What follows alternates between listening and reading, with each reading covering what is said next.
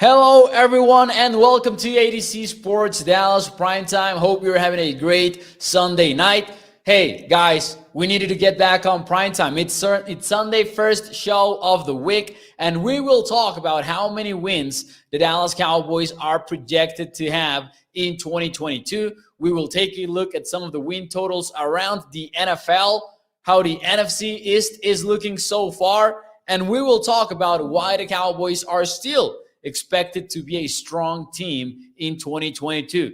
Later on the show, we'll talk about Stephon Diggs and the Twitter drama that Trevon kind of started over the weekend. And just a quick announcement, you already knew this, but tomorrow night, Israel Mukuamu, the Dallas Cowboys defensive back, will be joining Primetime to talk a little bit about his rookie year, what is next for him, and we'll talk to the Dallas Cowboys safety, 2021 6th-round draft pick. That will be definitely fun to do. So what is up? Shout out to the YouTube chat, already active before the stream started. Burner account saying the North Carolina Duke game gonna be a hell of a game. That is right. College basketball on fire right now. Charlene Evans, good evening. Good evening, Lumen. Thank you for being here. Asmodeus. Let's see. David Sawyer over at Facebook. Thank you guys for being here. Matthew as well over at YouTube. Let's get the show started officially, guys. Here we go.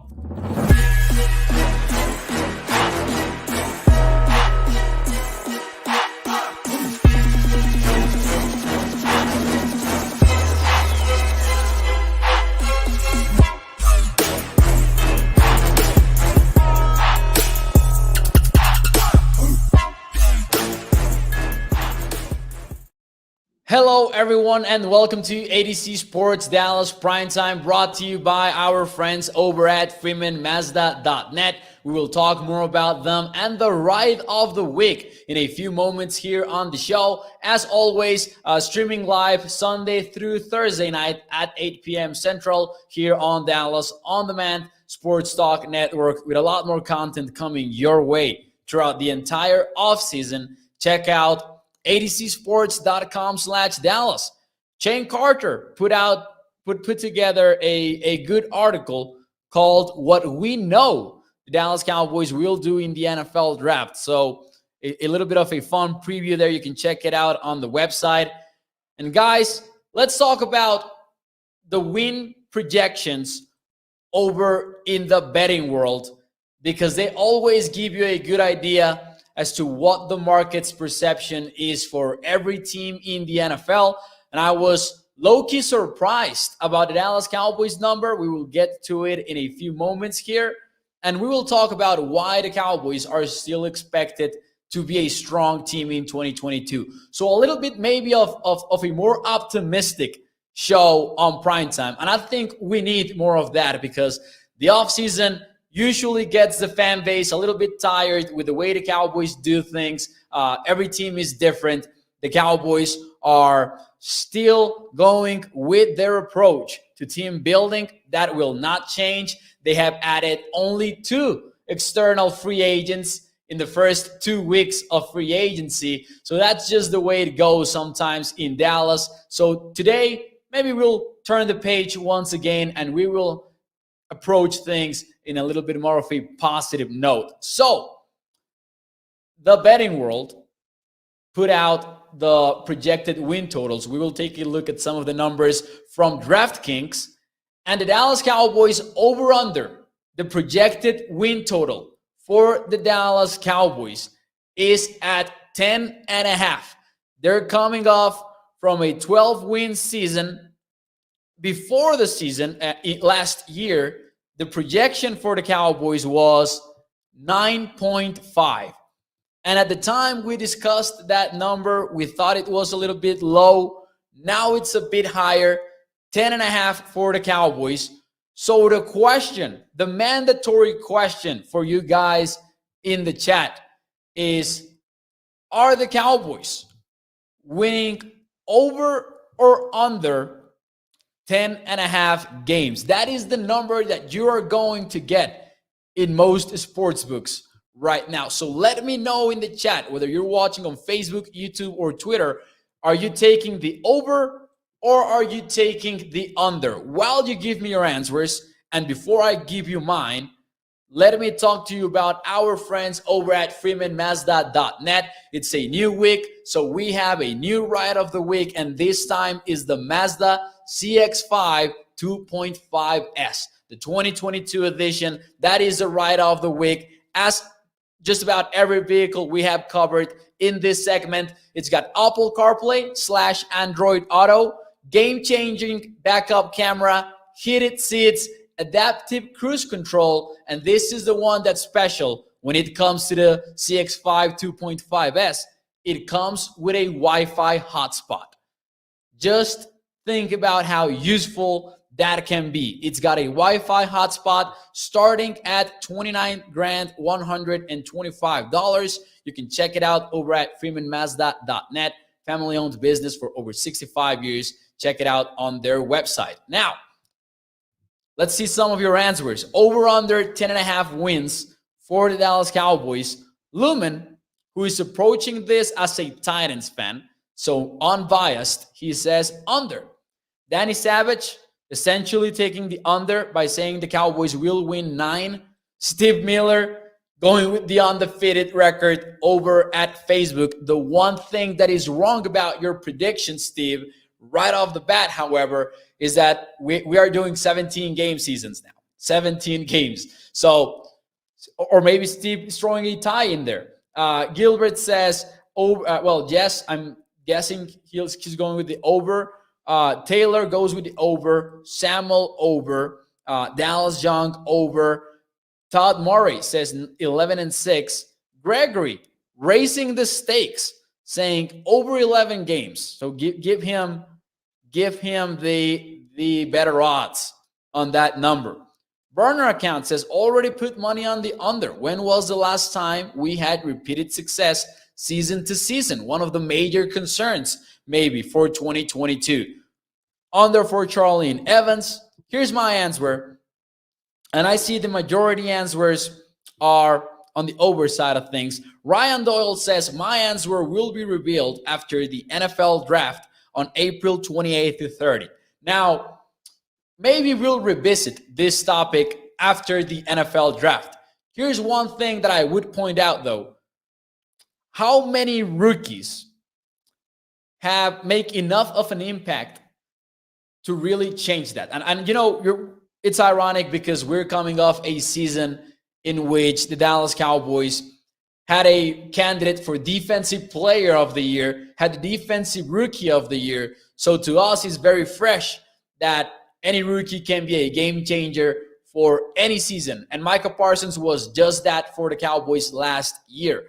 However, more often than not, especially when you're picking 24th, obviously the draft will matter in year one, but usually I don't think it will impact as much.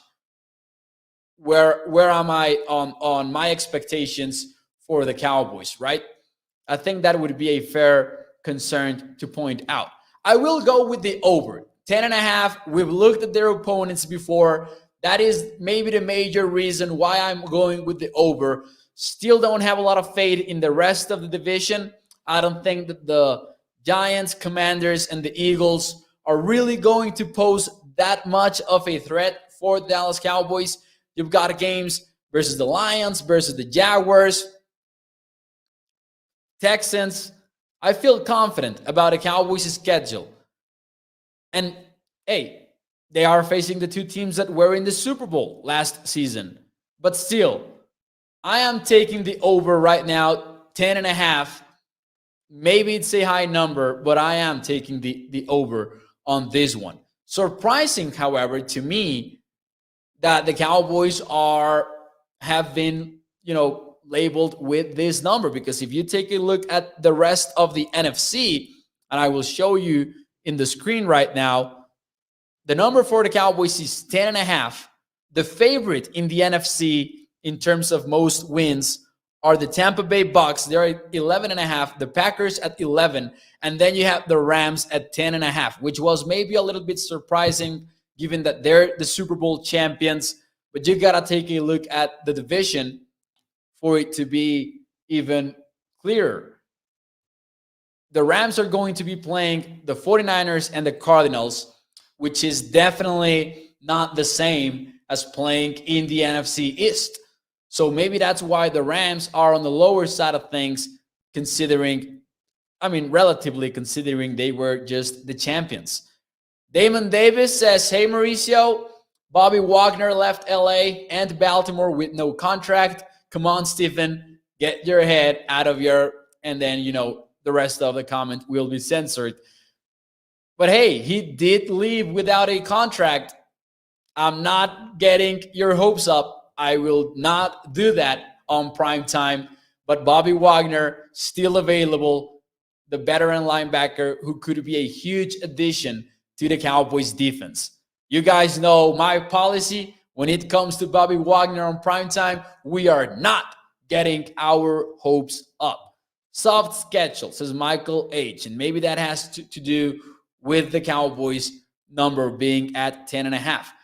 I have not looked at, and we will at some point, maybe this week, I have not looked at where the Cowboys rank in strength of schedule based on these new projected win totals, which is the way that I like to evaluate strength of schedule, because I think it's a more accurate reflection about what the teams are going to be as opposed to the win-loss record from last year. But based on that model, if you take a look at wins and losses from last season, the Cowboys are literally tied for the easiest schedule in the NFL. That has to do with the fact that you're playing the Lions and the Jaguars and the rest of the NFC East. Now, I have one question for you guys that I think it's going to become maybe the central point of this episode. What's the one reason, if you had to point towards one and only one, what is the one reason to remain optimistic about the 2022 Cowboys? Listen, I think we've healed by now. We're not thinking about that playoff loss versus the 49ers. We know that the Cowboys are not going to make any major change to the coaching staff. Bringing in Schottenheimer certainly does not count as a major change. I'm kidding. And now we're seeing the way the Cowboys have approached the offseason. We know that there will not be this super big free agent signing or anything of the sort. So what is the one reason to remain optimistic about the 2022 Cowboys? Joel Wilson says Micah Parsons. The same answer that we got over at YouTube, says Asmodeus, Micah Parsons. Dallas Young says we're playing the AFC South this year. Imagine playing the AFC West this year. That was a bullet the Cowboys dodged 1 year apart. Last year, the Cowboys did play the AFC West. But back then, it did not have Davante Adams in Las Vegas. It did not have Russell Wilson in Denver and a revamped Chargers defense. So, hey, good for the Cowboys. And the AFC South, low-key, it's going to either be a little bit of it's going to be a surprise. That's where I stand when it comes to the AFC South.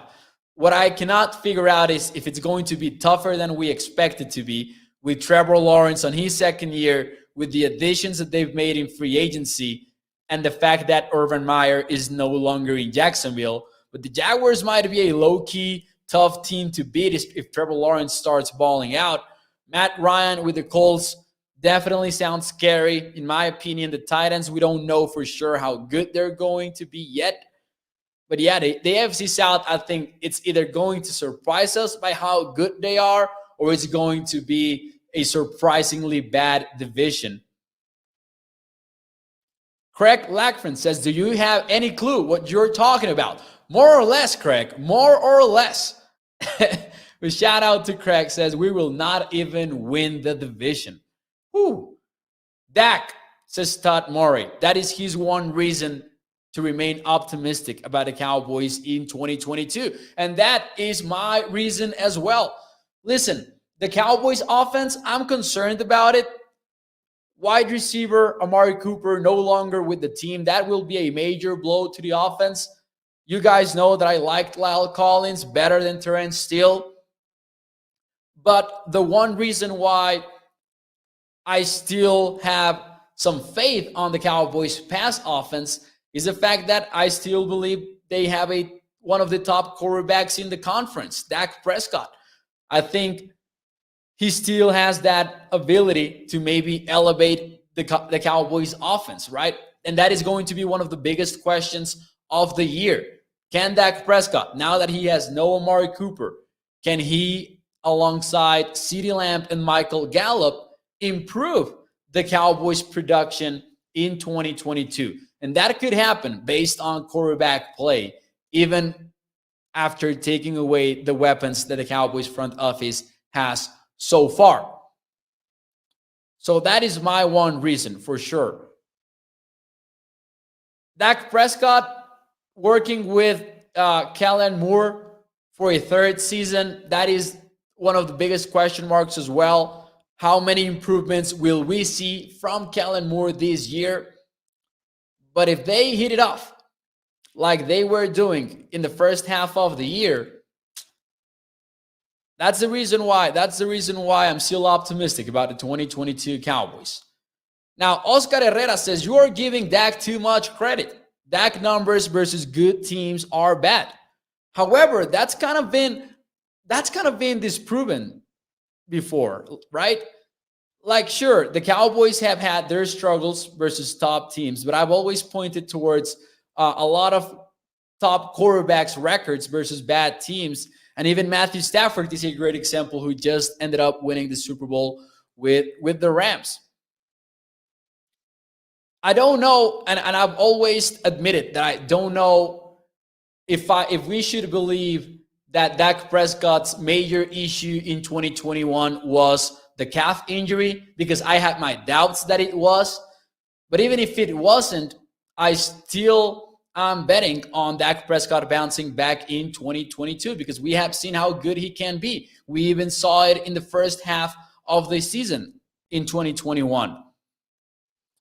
And Taylor Washington, exactly. This is what I mean with the numbers being disproven. Everyone's numbers versus winning teams is bad. Maybe the one exception is the GOAT Tom Brady, right? Even when you take a look at win-loss record, which I strongly believe it's not a quarterback stat, you see that just about every team struggles against winning teams. And the one example that I always point toward is the latest Super Bowl champions. For example, I don't know what the record was for the Rams that just happened, but for example, the 2020 Buccaneers, they ended up with a losing record in the regular season versus winning teams, and they still were Super Bowl champions. I think a year before that, the Kansas City Chiefs, they went 3-3 versus winning teams in the regular season. They won the Super Bowl. So it's just logical that you're going to struggle more versus good teams. That is the way the NFL works. That's why we love the NFL. It's maybe one of the most competitive leagues in the world. I disagree with Robert, for example, on this one. Dak is not confident in his accuracy, and it shows. I will disagree with that one. And we have seen Dak Prescott, even on the deep throws, we have seen him rank among the highest quarterbacks. I think since 2020, he's the best quarterback in success rate in passes thrown beyond 20 yards. That's not a quarterback that's not confident on his accuracy, in my opinion. That's a quarterback that's plenty confident. That's why they're winning teams. This is Taylor Washington. Yeah, it really is not that hard, right? In my opinion. My question, come on. It's not all luck. You don't go, if we were talking about a 2-week span in which you're leading the NFL in such a stat, all right, if you want to say it's luck, I'll take that. If we're talking about a 2-week span or even a 5-week span, but if we're talking about 2 seasons, I don't know that it's all luck. And we have seen Dak Prescott being a quality deep passer in the NFL. in the last 3 to 4 years. Scout about them Cowboys says it's a consistency issue. And with that, I might agree, especially because in the second half of last year, the Cowboys were really, really struggling with consistency on the side of offense. And part of it was Dak Prescott, for sure. I also think the concern about whether or not the Cowboys have a number one wide receiver is quite fair. But then again, I'm betting on Dak Prescott to make it work. Looks like it's going to be CeeDee Lamb, and it looks like everyone knows it on the Cowboys. Dak Prescott recently talked to the press, and you look at his quotes, and it clearly sounds like the plan is for CeeDee Lamb to be the number one as opposed to Michael Gallup, which is not a surprise at all. But I didn't know if the Cowboys were going to approach that question or that vacancy as a, open competition to be the number one wide receiver, or if they were going to be very vocal about the fact that they're betting on CeeDee Lamb to be that guy and to arise as such. Now, another reason to remain optimistic about the Dallas Cowboys in 2022, definitely it's the division. I don't want to sound like, the Cowboys are only good because of the division in which they play, because that's not what I mean at all. But the Cowboys, not heavy favorites, but clearly the favorites, especially when you take a look at the other teams' odds to win the division. The Eagles at plus 350, the Commanders at plus 400, and the Giants at plus 650. The Cowboys, meanwhile, on the negative side of things, the favorite side of things, minus 115, according to DraftKings. I think, and I will pose this question as well for the chat, who will pose the threat, the biggest threat within the division for the Cowboys? That's the question for you guys. And by the way, do me a favor, smash the like button. Share the show if you're watching on Facebook, YouTube, or Twitter. We are live Sunday through Thursday at 8 p.m. Central. And tomorrow night, we've got Cowboys safety Israel Mukuamu joining the show. Early answers, both for the Eagles. Corey Elliott says the Commanders. Craig goes with Eagles. Charlene Evans also going with the Commanders. Emmanuel Joseph, Commanders and Eagles have both gotten better. So we can dismiss the New York Giants, right? I think they're still away from being a true contender within the division. They still have a lot of vacancies. We don't know what to expect from Daniel Jones with Brian Duvall, but it does sound like the Giants are betting on Daniel Jones. John Mara, the owner, has been backing him publicly with multiple statements, accepting the blame that they have put Daniel Jones on tough situations. So it doesn't sound like the Giants are moving on from Daniel Jones in 2022. Although, you never know with teams. They say all kind of stuff publicly only to do otherwise when it comes to the time of making the decision. But I think Jones will get the vote of confidence for this season. We can rule out the Giants maybe in this question. It comes down to the Eagles and the Commanders, right? Seems like it. And the thing about the commies, Tommy says, commies suck every year. Nothing will change. The thing about it is, how much of an upgrade is Carson Wentz over Taylor Heinicke? Because Carson has shown us what he can do, but also it's been years of bad play from Carson Wentz. Forget about him being average. Carson Wentz has been a troublesome quarterback for the Colts, for the Eagles, and there is a reason why he lasted so little in Indianapolis. I still think it's an upgrade. Corey says it's a big upgrade. I don't know how big it is, because the thing with Carson Wentz is I think he's been in better situations than the one he will find himself in Washington. Clemente Espinosa says, what's Dak's win-loss record in the division? Oh, it's a very positive record. I don't remember the number. If anyone can find it real quick and want to let us know, make sure to do so. But Dak in terms of wins and losses, although it's not a quarterback stat, Dak has a dominant record versus the NFC East. John says, Wentz with Frank Reich is good. Wentz without Frank Reich is bad. And listen, I don't disagree with John, but also even with Frank Reich, we saw him struggle last year. All the Colts had to do to get into the playoffs was beat the Jacksonville Jaguars in Week 18. And a big reason why they lost was Carson Wentz. The way that he turns the ball over is really a problem for Carson Wentz. So I will go with the Eagles as my biggest threat to the Cowboys in the NFC East. They're the second favorite to win the division. They have strong play in the trenches. Once again, in my opinion, they will have a decent offensive line, decent defensive line. We know that Jason Kelce, for example, is going to be back.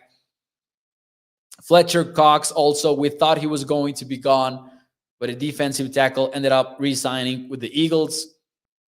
Jalen Hurts, we've seen the potential there. I don't know if he will fulfill his goals or not, but we've seen that. I'm confident saying that Jalen Hurts might be the second best quarterback in the division as opposed to Carson Wentz. Prescott, clearly the best one in the division. And I don't think that's even up to debate. I mean, some people will want to debate it, but that's just the way it goes. Chalk says Dak was reading defenses. All right, that one is a big one in which I disagree with. And it's funny because a lot of X and O's experts in the league, former players, former coaches, have always recognized and acknowledged Dak Prescott's ability to read defenses, particularly before the snap. There were some issues with this last year. I will admit to that. There were some issues last year with the mucked up linebackers, the looks that they were giving Dak Prescott with simulated pressures, showing blitz, and then just rushing with four, like the Cardinals game, which was really difficult to watch. But I think Dak will not have problems reading defenses. And I think that's not really a big negative on his game. Is there a stat that shows how many times a quarterback audibles on plays? If so, where did Dak rank? I don't think there is. And if there was, there would be difficult to trust because a lot of the times you don't know if it's an actual audible or if it's just a check or if it's a kill, maybe. I don't know that someone measures audibles called, and I don't know that they would be, insightful if someone did measure them. But I will look into it in case someone does measure it. They measure everything in this era, so I will look into it. But anyways, I will go with the Eagles to be the biggest threat for the Cowboys. But anyways, before we move on to the final topic of the show, I will show you once again the win totals for some of these best teams in the NFC. And I will pose this question for the chat. Who's your early NFC favorite for the Super Bowl? For a moment, it seemed like the NFC was going to be wide open, because we thought Tom Brady was retiring. We thought that maybe Aaron Rodgers was not going to be in Green Bay. But both quarterbacks are back. The Rams are the defending champions.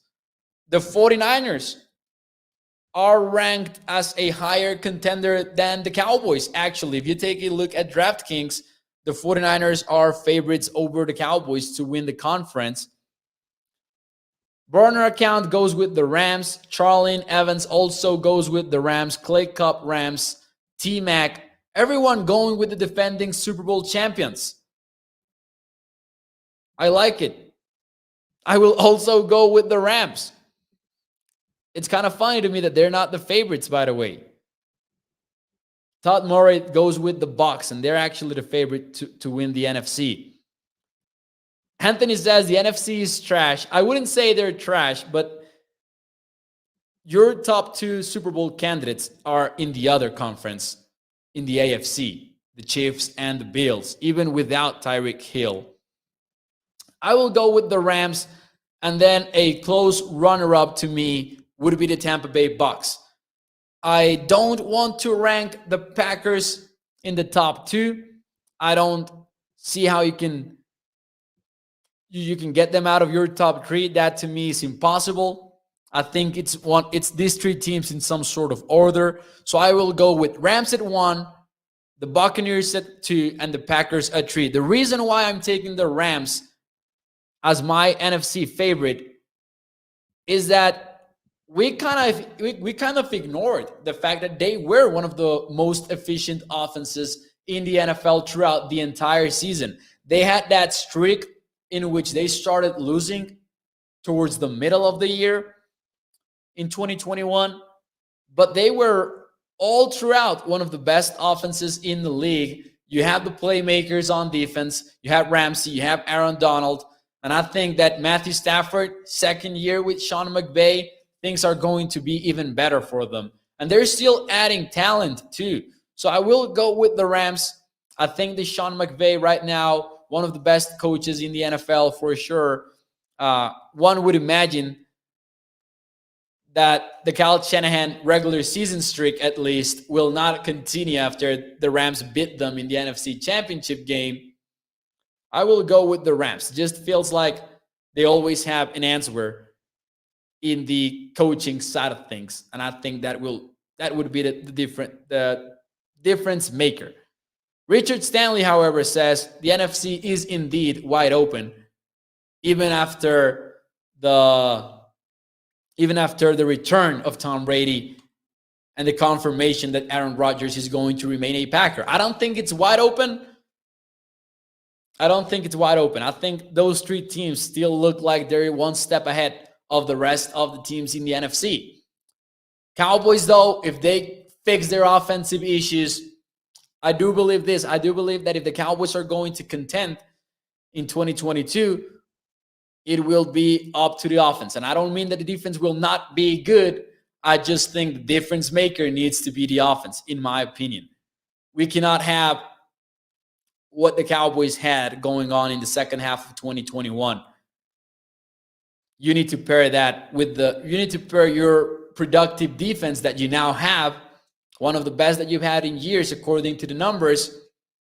You need to pair that up with a high-powered offense. Now, before we leave tonight, Trevon Diggs have steered the pot in Cowboy social media. When Trevon Diggs tweeted out of nowhere, I've always wanted to play on the same team as my brother.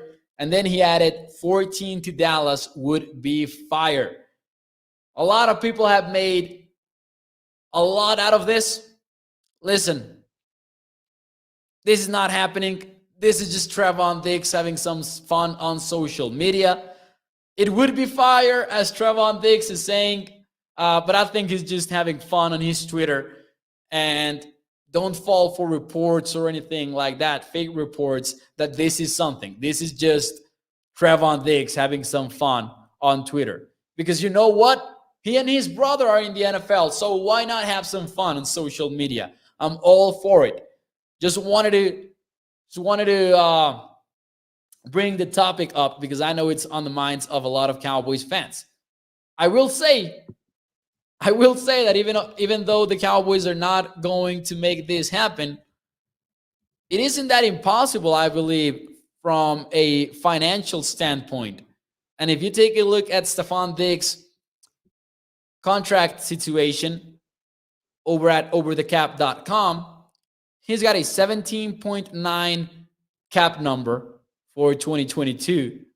But you can restructure about $6 million of that. Now, again, not happening. But still, we needed to talk about some way or somehow. Burner account says, Mo, are you going to the Cap Bowl parade? Listen, the Cowboys are not even winning that, I believe, anymore. Because the Cowboys, for a moment, they were at the near the top of the NFL in terms of cap space. Now they're all the way towards the middle, more or less, with $15.7 million. We still are looking forward to knowing what they will do with that available cap space. I've talked about this before, and we had an entire show about it. To me, it could come down to several things, mainly a Dalton Schultz long-term extension. If you want to go down that road, I don't know that they do want to. I still think the Cowboys would be smart if they don't reach a long-term deal with Dalton Schultz, especially if you draft one that you like, if you draft a tight end that you like in April. But we'll see. That's still down the road. And most of this, they can carry over to next year. I know some people will say, yeah, but draft picks, you still need to take care about draft picks provisions, things like that. But remember, during the offseason, you have this top 51 rule, which is that the players that occupy the highest cap space, like with the highest cap numbers, the 51 on your roster, are the ones that count towards your offseason salary cap. So it's not like it changes a lot even after the NFL draft. But anyways, moving on. Hey, thank you to JJN saying, I may subscribe. I like your attitude. Thank you to JJ. Welcome to ADC Sports Dallas. We have 10 shows per week, so it's fun. We have 5 shows at night, which is Primetime with myself. And we have also a daily morning show with Skywalker Still. So welcome to ADC Sports Dallas. And anyways, before I leave you tonight, put your alarm clocks on. 8 p.m. Central tomorrow night, we are having Dallas Cowboys defensive back Israel Mukuamu on the show. Super excited to talk to him. He had a very fun preseason last year. He was a core special teamer for Dallas Cowboys, and he will likely be fighting for more playing time in 2022. So it's going to be an exciting conversation with him. We'll talk about Dan Quinn. I have a question that I want to ask him about Al Harris. So tune in tomorrow night. We're going to have Cowboy defensive back Israel Mukuamu on the show. Smash the like button. Share the show. Thank you guys for tuning in. As every Sunday through Thursday night, check out adcsports.com/Dallas for more Cowboys and Mavericks content. And I know the Mavericks season is really entertaining right now. Jason pointing out they won 114-100 over the Jazz. So make sure you stay tuned for all of that. Anyways, guys, thank you so much. Hit the like button. Tomorrow night, we have Israel Mukuamu on the show. Thank you to Charlene Evans, all of you guys who are always supporting the show. And I will see you tomorrow night. Primetime, as always, brought to you by our friends over at FreemanMazda.net. Check out their Freeman prices over at their website. Right off the week, the Mazda CX-5 2.5S. See you tomorrow, guys.